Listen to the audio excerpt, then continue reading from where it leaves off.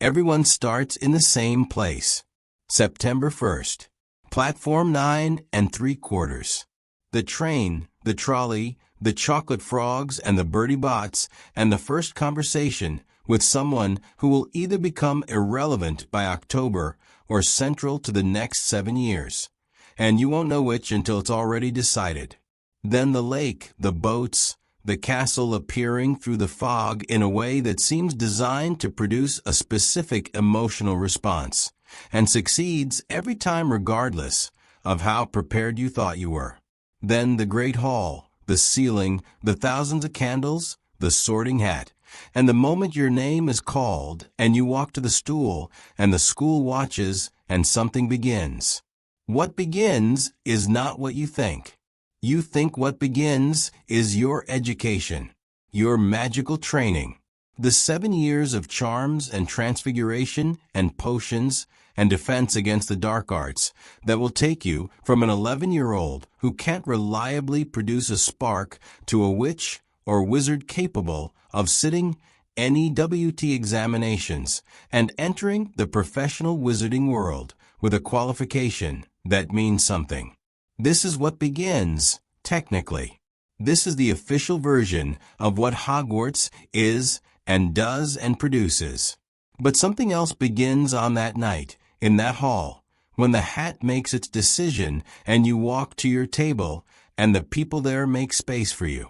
Something that has nothing to do with the curriculum and everything to do with the structure underneath it.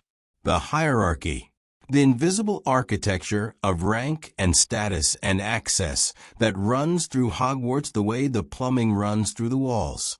Present everywhere, visible nowhere, absolutely fundamental to how everything actually functions. Every student enters at the bottom of this architecture. This is the only democratic feature of the system, the absolute equality of the first week, when everyone is lost and no one knows anything, and the castle's moving staircases humiliate Muggle-born and pure-blood alike. But the equality doesn't last. It was never designed to last. The system begins sorting almost immediately, not just by house, but by the subtler, more consequential categories that the sorting hat doesn't announce. Who rises? Who stays? Who is trusted with more? Who the institution decides, through the accumulation of small signals and formal appointments, is ready for access to its next layer. 6 ranks. 6 different versions of the same castle. 6 increasingly intimate relationships with a school that reveals itself to you in direct proportion to what you are willing to carry for it. You will carry more than you expected. The castle will reveal more than you were ready to see. And somewhere between the first night in the boat and the last time you walked through the gates, the person who arrived with 2 trunks and a folder of expectations will become someone who understands Hogwarts in a way that most people who attended it never do, completely, structurally, from the inside of every layer. What that understanding costs is what this story is about. Rank 1, the ordinary student. You learn the rules by watching who breaks them without consequence. This is the real first lesson, not Wingardium Leviosa, not the theory of transfiguration, not the 12 uses of dragon's blood that Hermione memorized before the train reached Scotland. The real first lesson is observational, and it begins the moment you sit down at your house table and start paying attention to how the place actually works.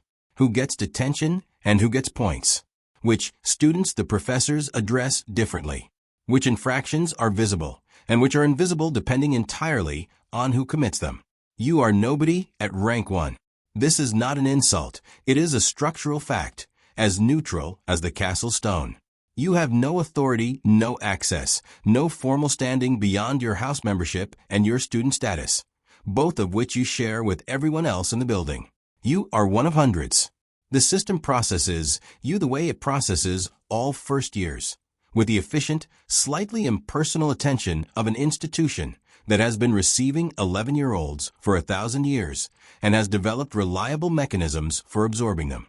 What you have at rank 1 is time and observation and the particular clarity of someone who has not yet been given enough access to start rationalizing what they see. You see the prefects moving through the corridors with the confidence of delegated authority, and you see, without yet having language for it, that some of them use that confidence for the students around them, and some of them use it on the students around them. You see which professors play favorites, and in which direction the favoritism runs. You see the castle's social geography, which corridors belong to which groups, which tables in the library are understood to be reserved without any sign saying so. You are being educated, not only in the curriculum, in the architecture of the place you will spend 7 years inside. This education is the most important one Hogwarts offers. It is also the only one that never appears on your OWL results. Rank 2, the House Representative. The appointment arrives without ceremony. A notice on the Common Room board.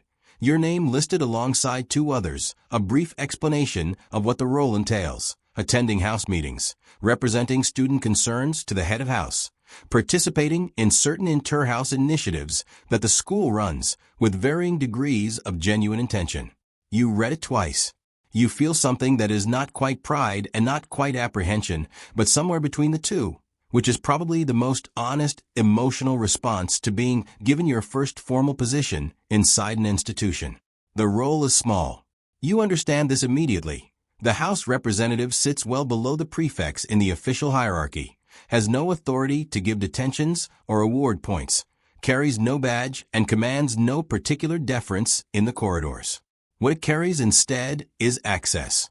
Specifically, the monthly meeting with your head of house in their office, with 3 or 4 other representatives, where the official agenda is student welfare and the actual content is considerably more interesting.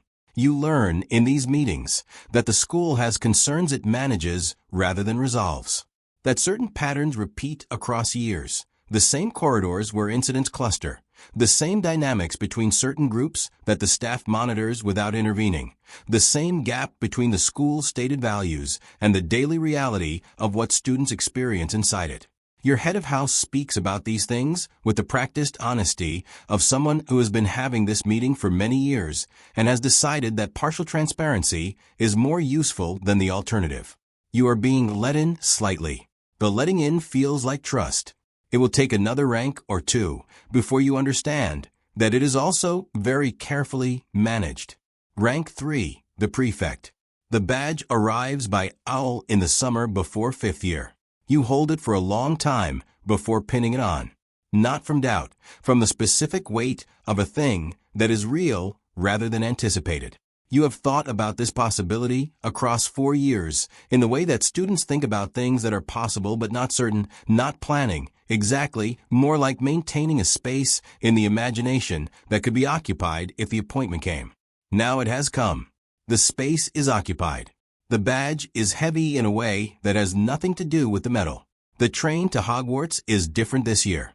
The prefect carriage, separate from the general student population, the first formal architectural segregation you experience, contains a cross-section of 5th and 6th years from every house, gathered by appointment rather than friendship, required to function as a unit regardless of the social and inter-house dynamics that have been developing for 4 years. You look around the carriage and you understand something that the badge didn't come with instructions for. Authority over people you know is a different category of authority entirely. It requires a precision that anonymous enforcement doesn't. The patrols begin. The corridors at night. The castle in its after-hours state, quieter and stranger and more itself than it is during the day. You walk them and you learn things about Hogwarts that the daytime student never sees.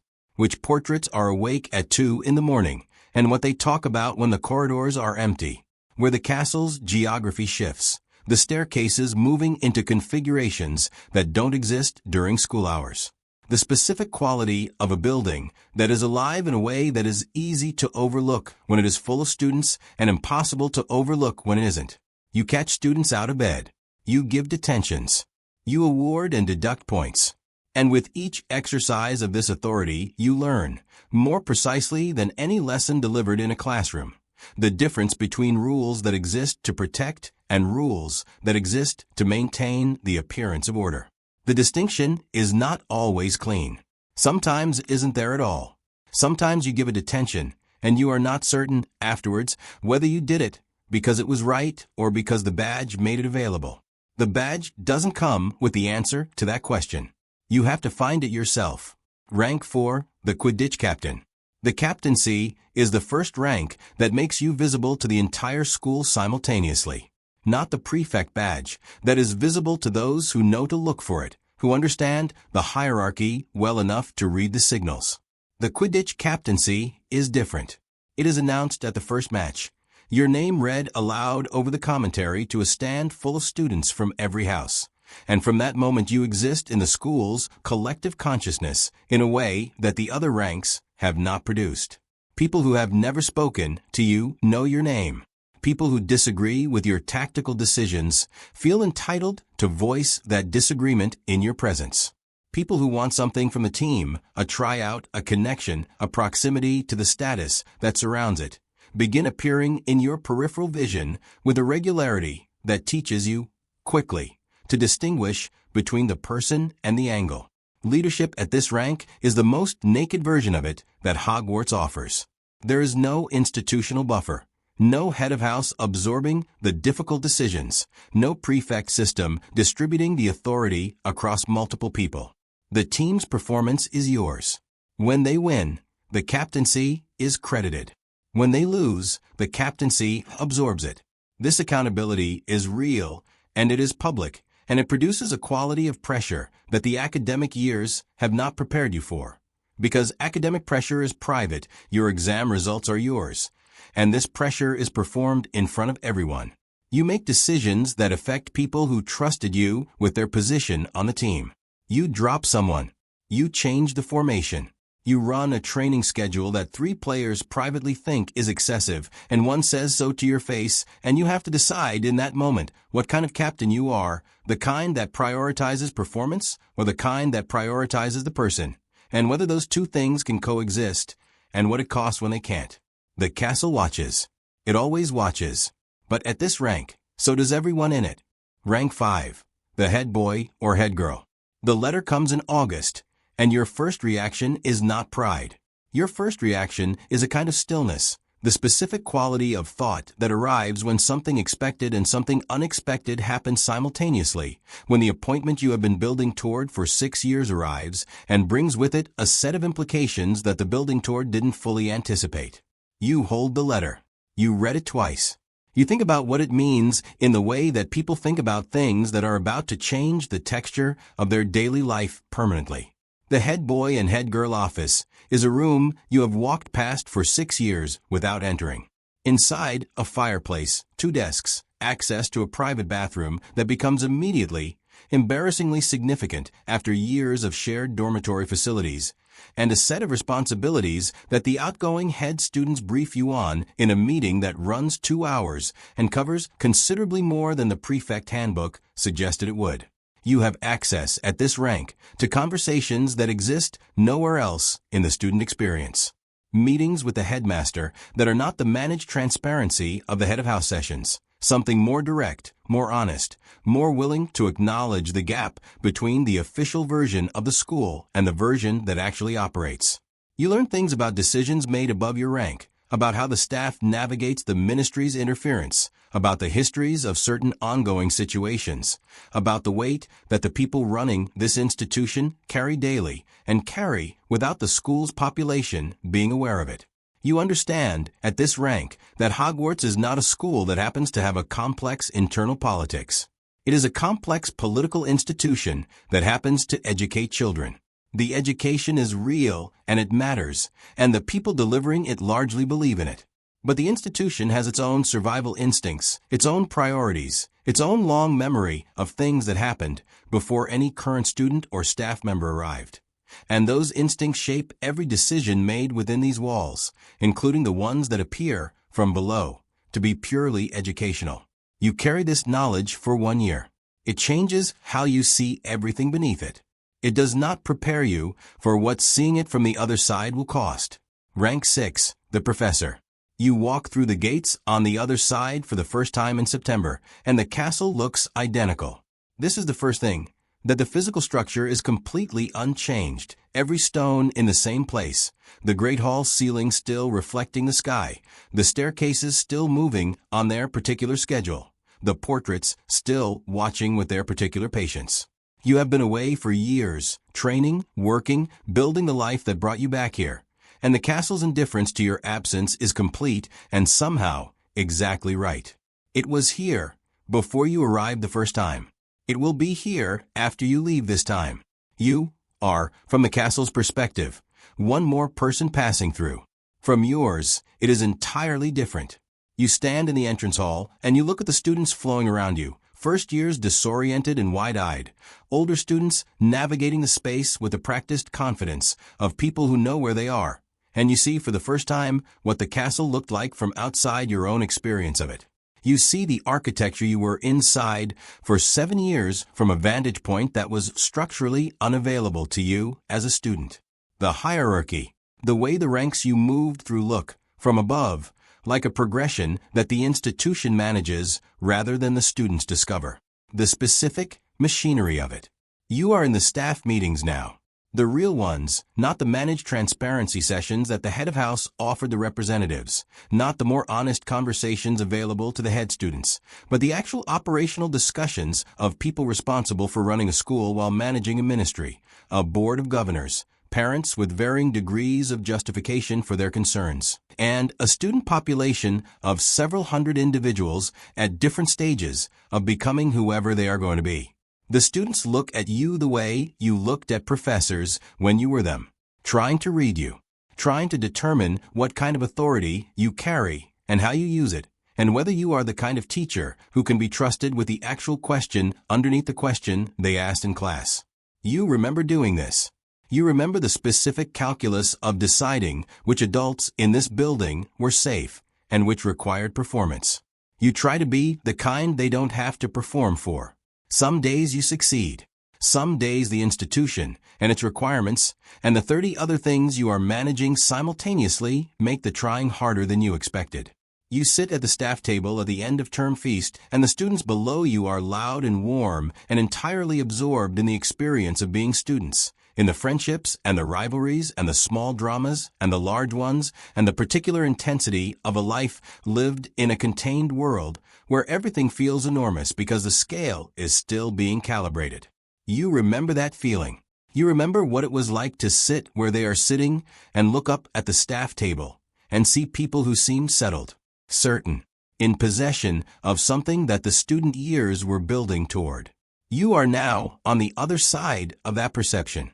And the thing you know that they cannot see from where they are sitting, that the distance hides completely, is that the certainty was never the destination. The certainty was the performance. What sits underneath it in the people at this table who have been here long enough to know is something older and quieter and more honest than certainty. It is the understanding that Hogwarts does not complete you. It processes you through its ranks and its years and its architecture of access and authority, and it gives you more of itself with each level. And what it gives you is real and valuable and genuinely transformative. But the person who walks back through the gates as a professor is not the finished version of the person who walked through them as a first year. They are simply the person who now understands the building well enough to know that finished was never what the building was making. The castle receives you. The portraits note your return with the patience of things that have seen this before. The staircases move. And somewhere below you, in a boat on the lake, a new first year is seeing the castle for the first time and feeling something that they will spend the next 7 years, and possibly the rest of their life, trying to locate again. You remember that feeling too. You hold it carefully. It is the only thing that all 6 ranks gave you equally. And it is the only thing none of them could take.